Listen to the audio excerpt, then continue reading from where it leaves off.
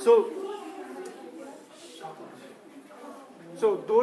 Dorje and I were talking for a few years, okay? Before I think he finally came here last year after an international ordeal and an international campaign to take him out of Qatar prison.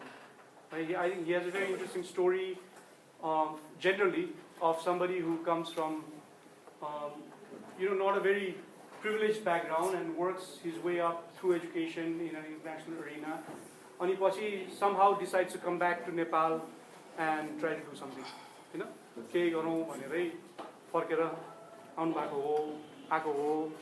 So a couple of days ago we were talking and he said he wanted to tell his story to you guys. And so, without a second thought, I just called him in because I thought it would be an interesting story. But I also told him that he has about, 5-10 minutes in the beginning to give an introduction. And then afterwards, those of you who find it relevant are most welcome to stay. Right? And so that thing still holds. But I'll let Dorje take it forward and do your thing. All right. Good afternoon. As Umanga said, I've had a number of years of international teaching experience. I taught at UWCs as well as some other international schools. So what I'm going to be basically talking about is my basically life, how I ended up where I am today, when I started at a place, under circumstances, under context, that basically told me that I wasn't going to be here. That told me that I wasn't going to be successful in any way, personally, professionally, academically. I wasn't even supposed to go to school, but I ended up going to school, and not just school, graduated from school, went on to study in the US and 3 other countries, had an international career, had an international teaching career, and now I'm back home to fulfill yet another dream.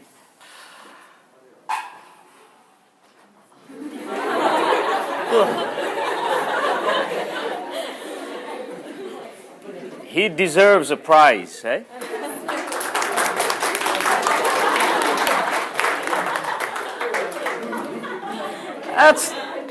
That's not much of a prize.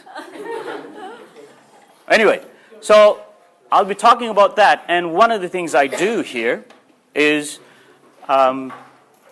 being involved in the selection of UWC scholars. We just completed that last Sunday.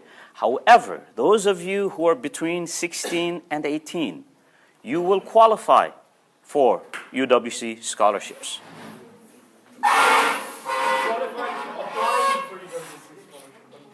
Yes.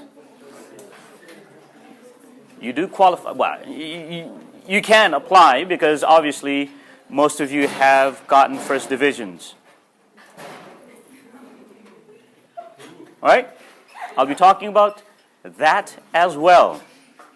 Okay? So, there's the intro.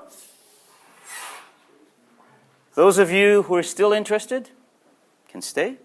Those of you who've got better things to do, you can leave. All right? I won't be insulted.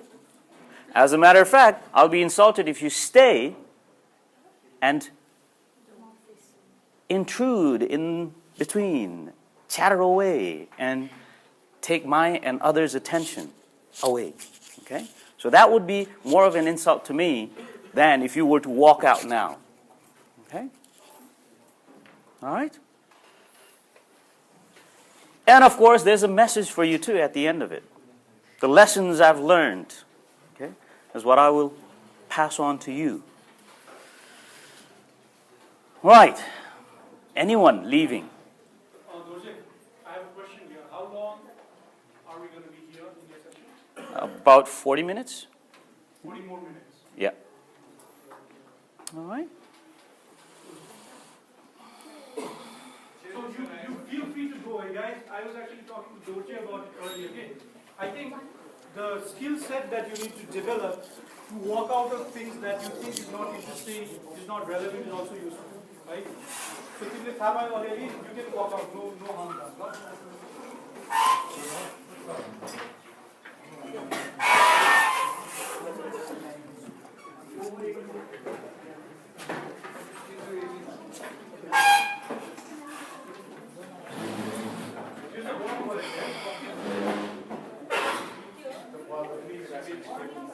Okay.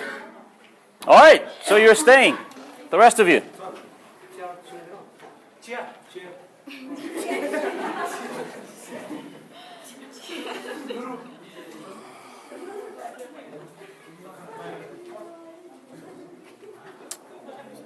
Right, okay. Shall I start? Shall we start? Right.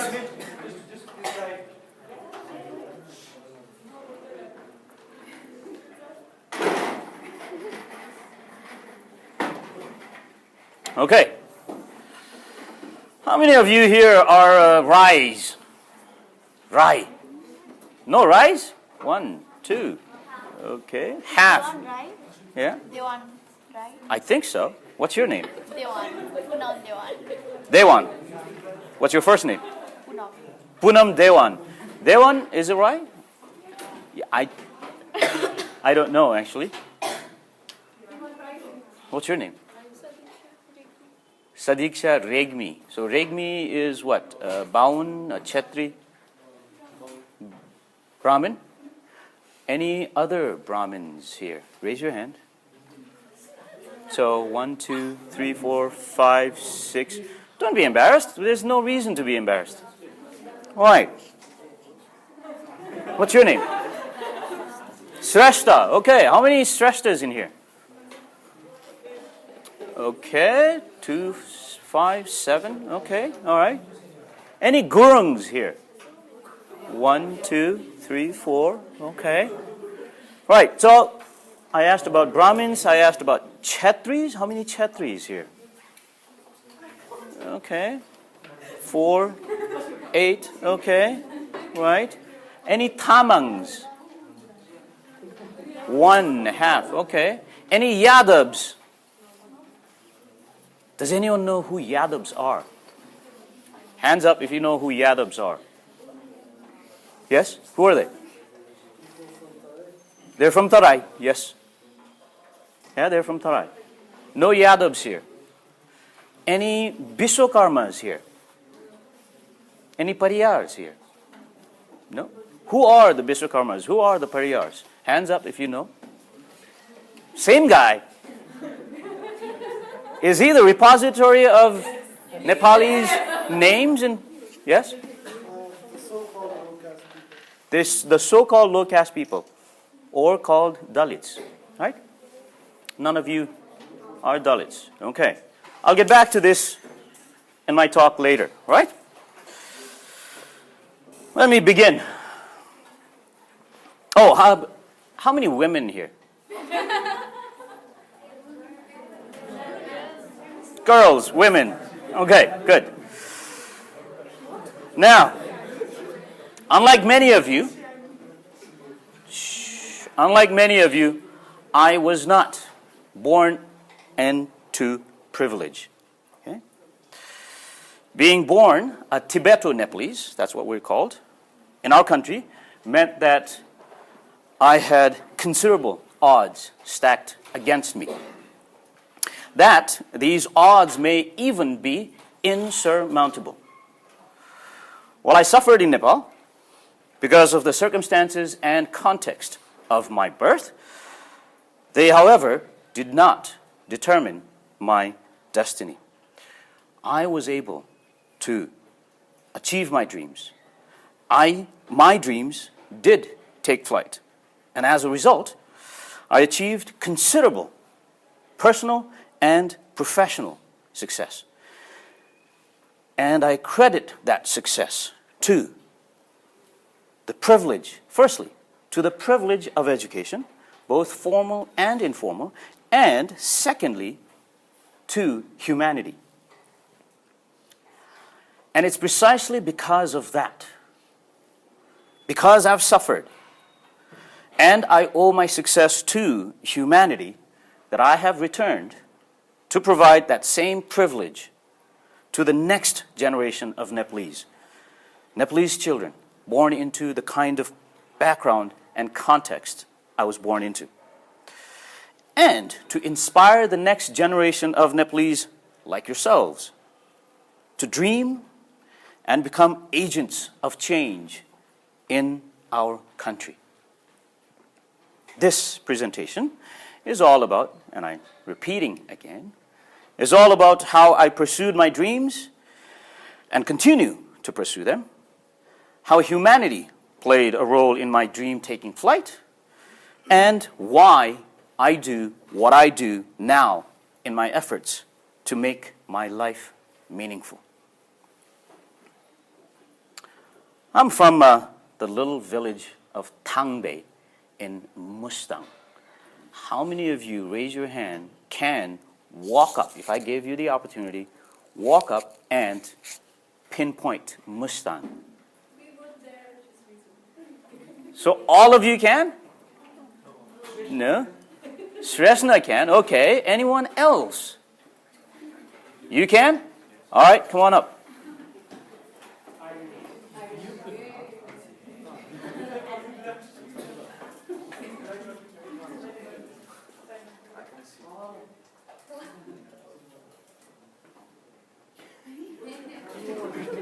Okay. It's not clear. Nope. Anyone else? Go ahead and take your seat. Not quite. Where is it? Relative to where he pointed, where is it? Is it up? Is it left? Is it right? Is it down? No, not left. Come on, guys. Mustang.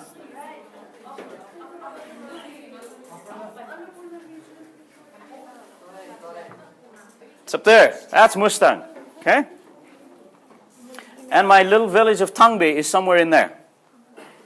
Right? As a child, that's Tangbe. As a child, I lived in our village with my grandparents. Just like most remote villages in our country at the time, we had no indoor plumbing, no school, no phone, no fridge. In other words, we hardly had any amenities.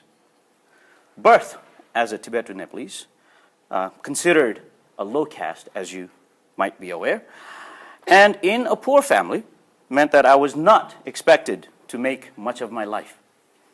I wasn't even expected to go to school. But my parents, who had no history of education and lived in Pokhara, wanted me to join them so that they could send me to school. After repeated requests from my parents, my grandfather finally relented and took me to the city. He wouldn't take me to the city because for some reason I was his favorite grandson.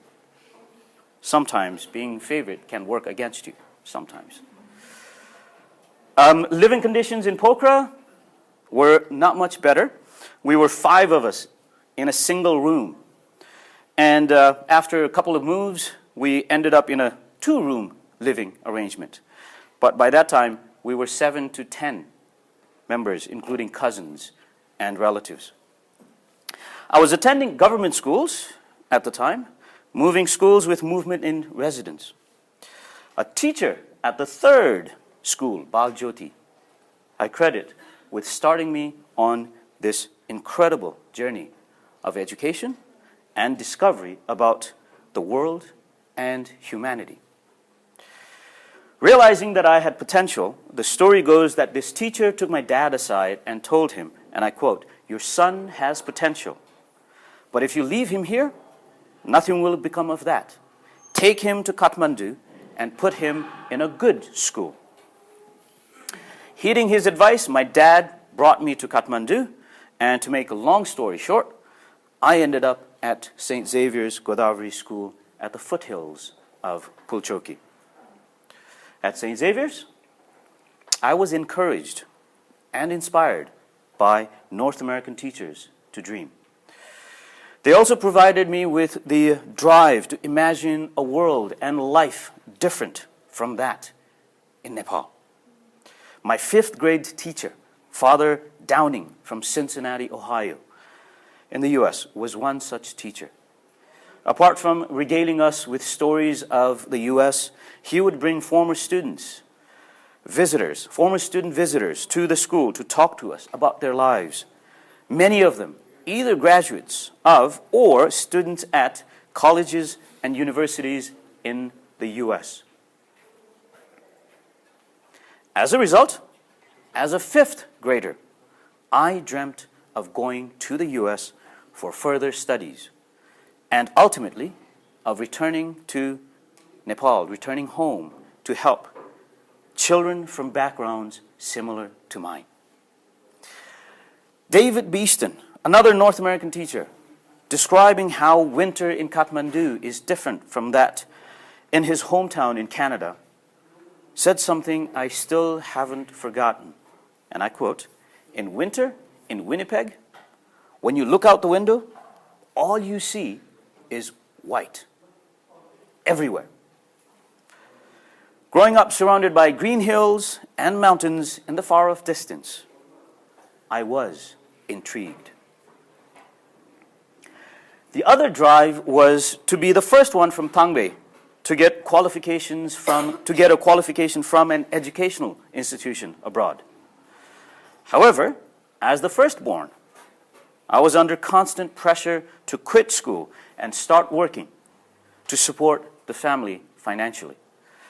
Furthermore, because I was from Mustang, a bhote, as we call in Nepal, as I was growing up, our society continuously reinforced its lack of belief in me.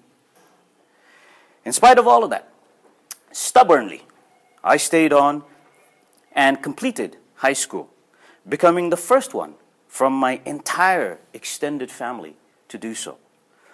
A family of 5 brothers and over 3 dozen first cousins, more than a dozen of whom were older than me.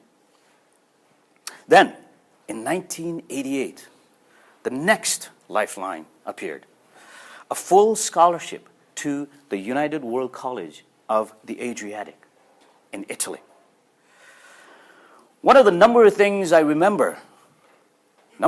recall about my experiences at the United World College, one which always gives me a very warm feeling in my heart, is the way my friends and their families made me feel special during vacations when I couldn't afford to fly home, nor go on vacation to other parts of the country or abroad. Every single school break, my friends would invite me to stay with their families. Not only that, over winter break, for example, the family would give me Christmas presents, just as they did their own children. And an Italian family not only bought presents for me, they also bought a gift to give to a very good friend of mine as her birthday present from me. During those 2 years, I was on the receiving end of incredible generosities and kindness. Also, during those 2 years, I met and befriended fellow students from all over the world, shrinking my world. Traveling a bit, I got a glimpse into the natural beauty of our planet, something I'd only read about in the novels I had devoured throughout my school career in Nepal. We didn't have TVs then. Okay? We didn't have smartphones. So all I had were books, and that's what I used to read. That's what I used to spend a lot of time on, reading books. And it was also during those years that I came to believe that we humans of different nationalities and different cultures, practicing different religions, had more commonalities than differences. Towards the end of my UWC experience, I realized my dream of going to the US. The scholarship I'd been dreaming about since 5th grade came the spring of 1990, taking me to Grinnell College in the US. At Grinnell College, between 1990 and 1994, again, I met some amazing people and was on the receiving end of a great deal of kindness and generosity. Graduating from Grinnell, I became the first person from my village, and maybe even the whole of Upper Mustang region, to get tertiary qualification from an educational institution abroad. Approaching graduation, I knew what I wanted to do, and it wasn't to return to Nepal. Not immediately, anyway. The spring of '94, my last semester at Grinnell, one late afternoon, watching the late afternoon sun, the late afternoon sky, rather, turning different hues every several seconds, my friend Aubrey had asked, and I quote, "So, what do you want to do?" I told her, and I quote, "I want to go see the world." But the trouble was, I had no idea how. As luck would have it, though, my former chemistry teacher at the United World College of the Adriatic invited me back to the college. I jumped at the opportunity, and that put me on a career of teaching, traveling, and exploring the world. For most of the 20 years, for the most of 20 years between 1994 and 2014, I pursued a fantastic international teaching career, spanning 10 different countries. By the time I approached the end of my teaching career, I had traveled to about 36 countries, and my network of friends spanned the whole globe. I had seen and done some amazing things in this incredible world of ours and learned a great deal about it. I'd trekked to an altitude of 5,500 meters in Nepal and scuba dived to a depth of 31 meters in the Philippines. I'd swum with wild dolphins off the coast of Zanzibar. I'd skied in the Swiss Alps, snow camped in Norway, hiked in the Dolomites in Italy, and I'd gone hot air ballooning in Australia. And had also gone on wildlife safaris in Nepal, in Zambia, and the awesome Ngorongoro crater, and the incomparable Serengeti plains in Tanzania. I'd learned to play the didgeridoo, ultimate frisbee, and to dance salsa and merengue. All the while, of course, I'd been planning to return home to fulfill my original dream. The only question had always been, when? In preparation for the eventual return, ever since leaving for the first time in 1988, I had been visiting almost once every year. During those visits, I would make every effort to visit my hometown of Pokhara and also my village of Thangbe. In Pokhara, I would visit the streets we'd lived in and would also make every effort to visit the government schools I had attended. Returning often was the only way to keep myself from losing my way back to the beginning, to where my life's adventure had begun. In the meantime, the educational opportunities I'd had, the professional experience I had, the travel opportunities, what I had experienced, what I did, what I saw, what I'd been given and rewarded with by people I had studied, taught, worked, and traveled with. All those privileges I'd had, they had all been beyond the wildest imagination of the 1981 fifth grade kid at St. Xavier's Godavari School, dreaming of going abroad for studies and making something of himself. Not surprisingly, therefore, even as I was doing everything I felt I needed to maintain my connection and ties to where I came from, those experiences would transform me into a person I hadn't imagined then. One of the most important transformations was that of thinking of myself as a human being first, and then everything else. All aspects of my identity, my ethnicity, my nationality, coming next. What's more, countries now represent more faces, people, and humanity than political and geographical entities. The other result of my incredible international education and travel was drawing certain conclusions about life and the world we live in. Here's one of the first ones.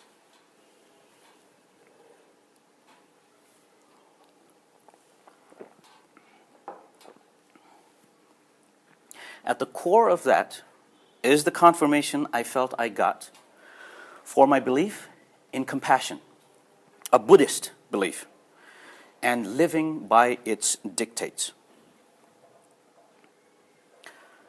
However, having been born a Buddhist in a Hindu country, populated by Hindus, and therefore following Hindu cultural norms and practices, while sometimes being taught by Christians at a Jesuit school, having gotten a high school diploma in a Catholic country, and worked in 2 Islamic countries, etc., I've also realized the following about beliefs.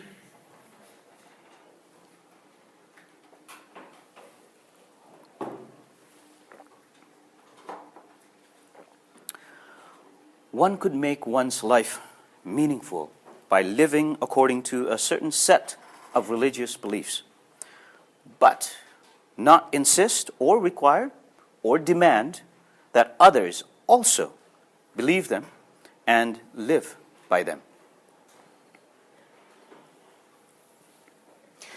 Having also been born into a poor family and everything else that followed, the following is also abundantly clear to me now.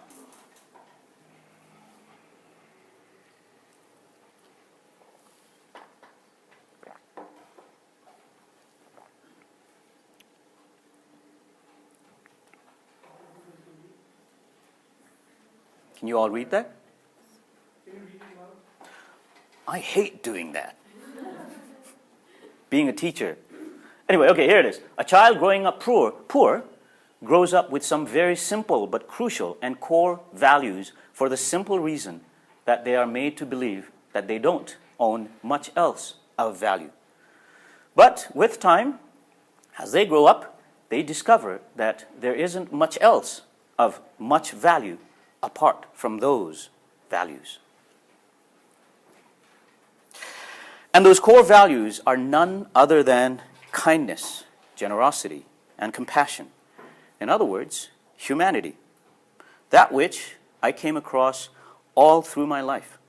That which I was a beneficiary of pretty much all my life.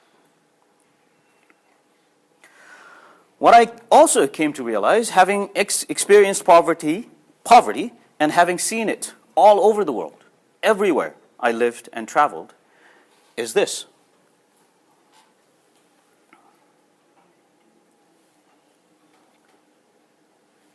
Everyone can see that.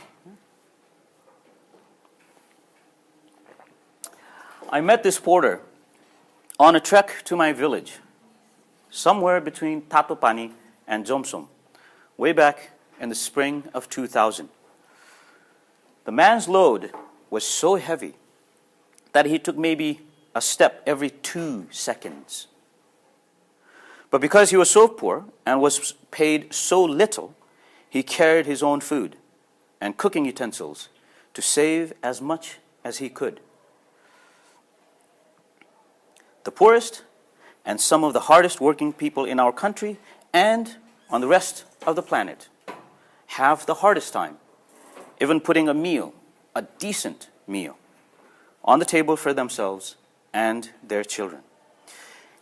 And yet, these very people, the weakest and the most vulnerable, the poor, the marginalized, and their children, are often treated the worst.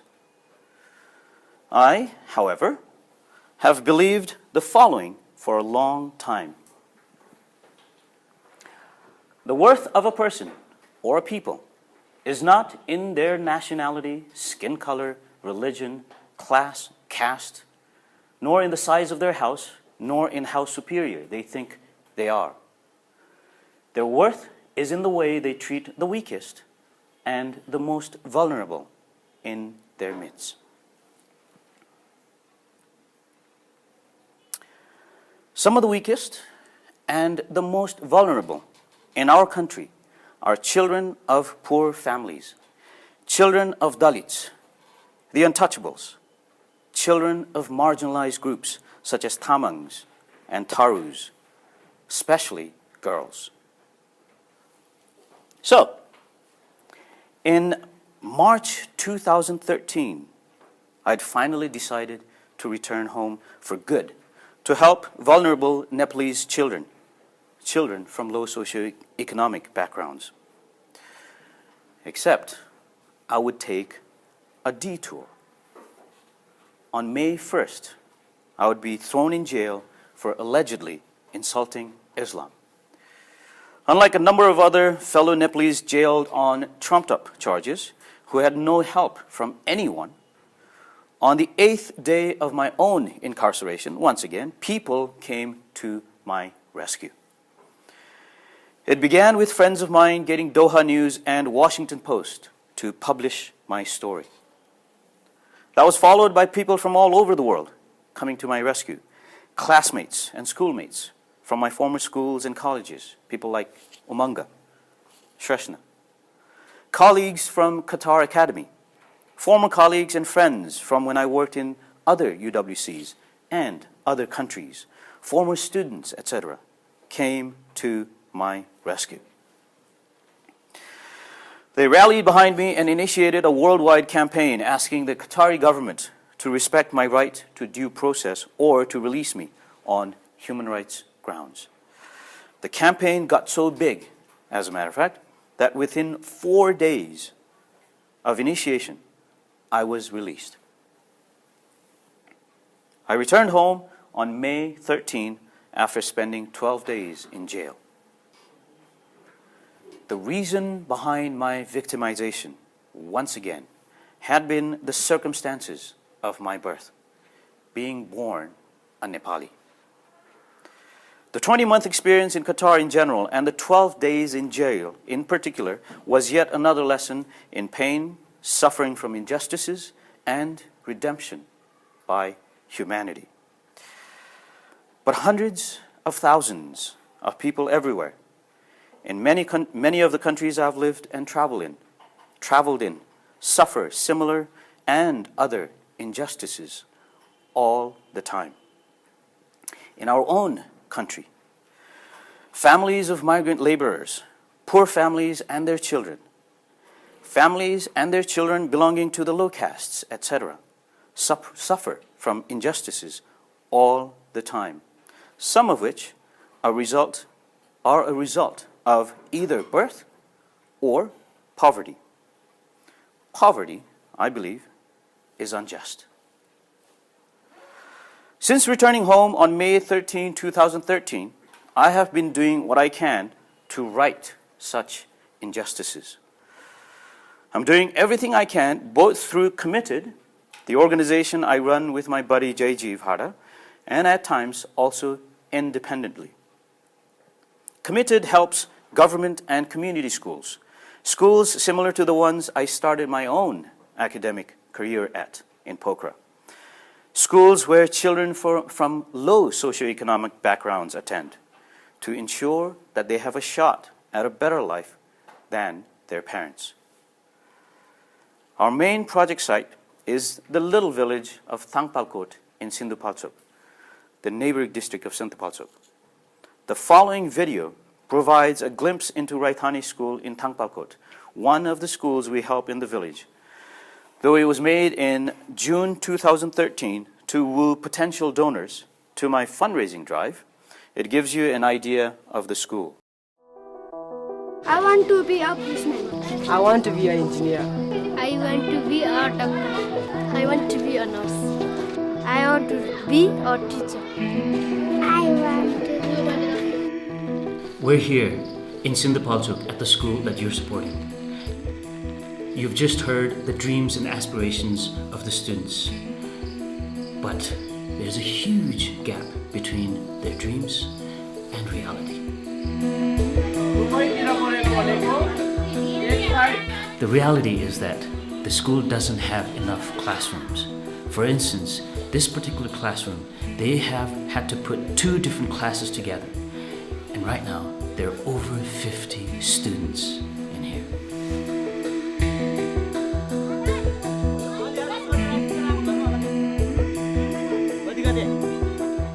The other issue, the other challenge here is the quality of teaching. Although the teachers themselves are highly committed, they lack experience and they lack training to help the students realize their dreams.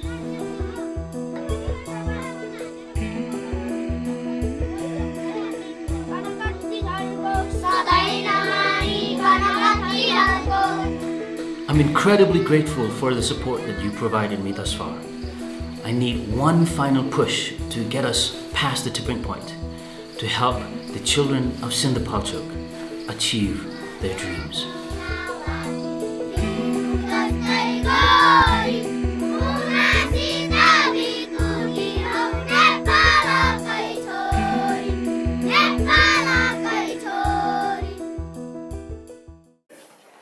Committed helps schools like Raitani with different projects, helping them acquire resources and helping them build infrastructure.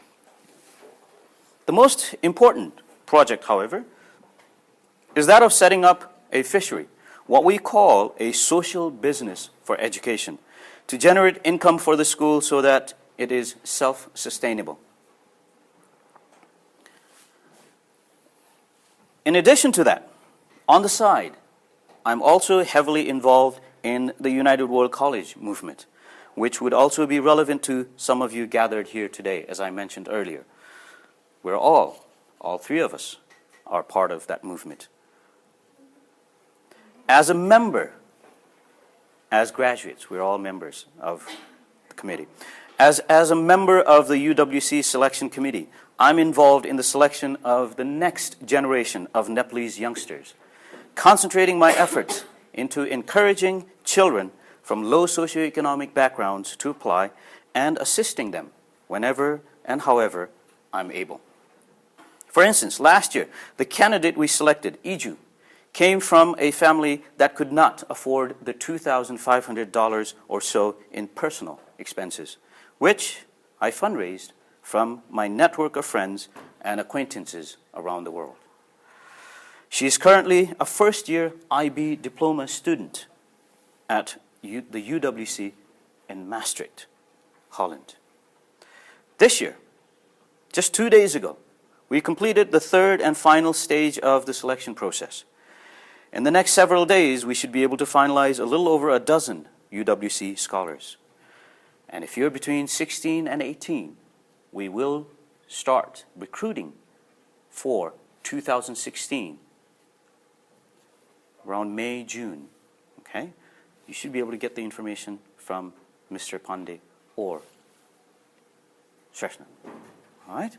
If not, you can follow me on Facebook.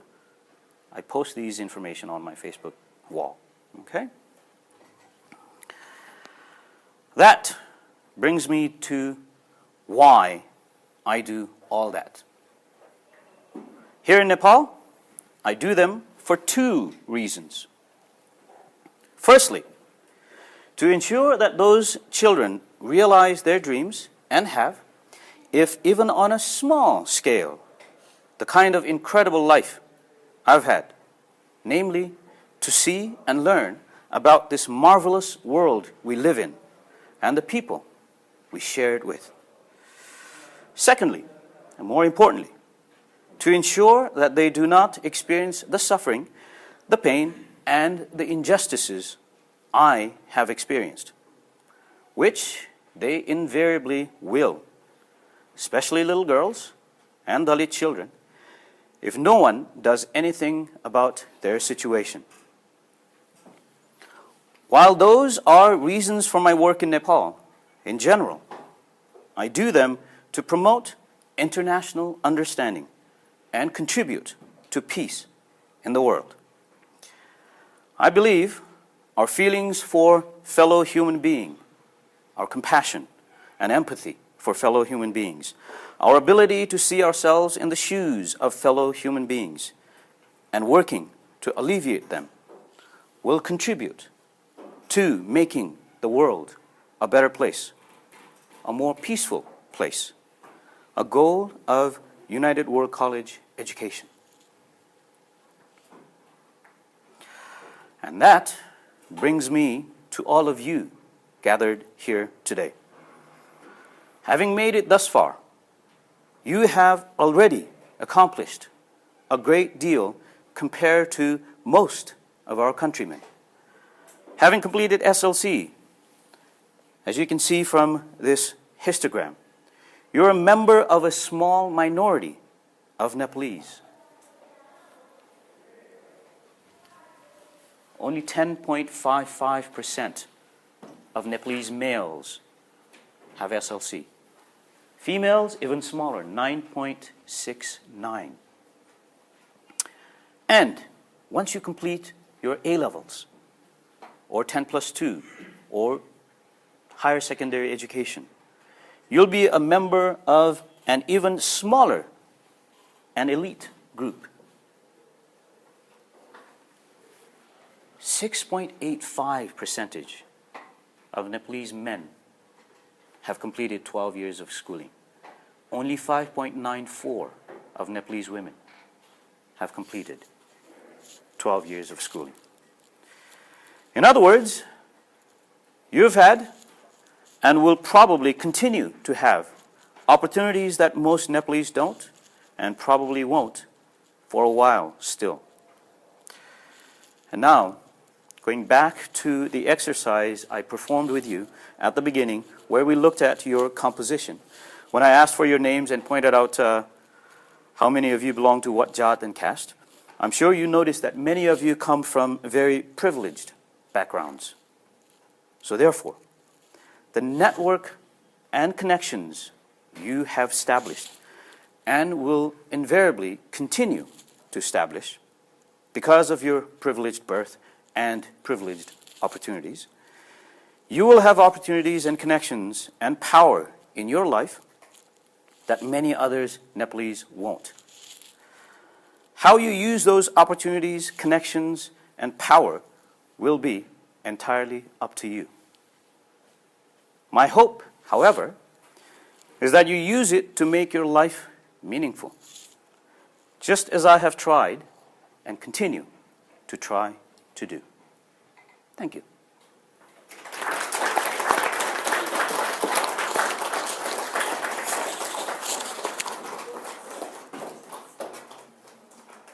We've got some time, right, for question and answers?